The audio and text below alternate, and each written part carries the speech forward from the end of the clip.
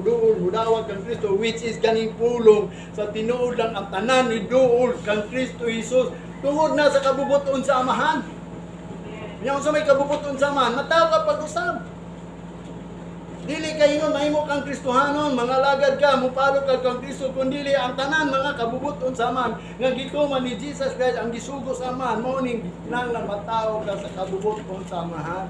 Unsa man tong kabubuton sa Amahan, katong gisugo sa Amahan kay Jesus Christ, unsa may gisugo ni Jesus Christ, ingon pa daw ang Amahan mataw gyud ka pag-usab.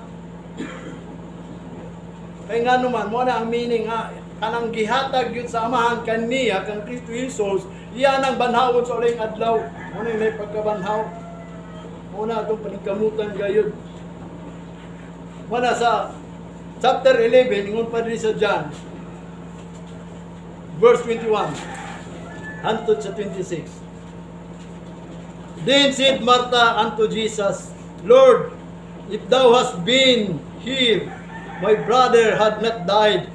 Sa verse 22, but I know that even now, whatsoever thou wilt ask of God, God will give it thee.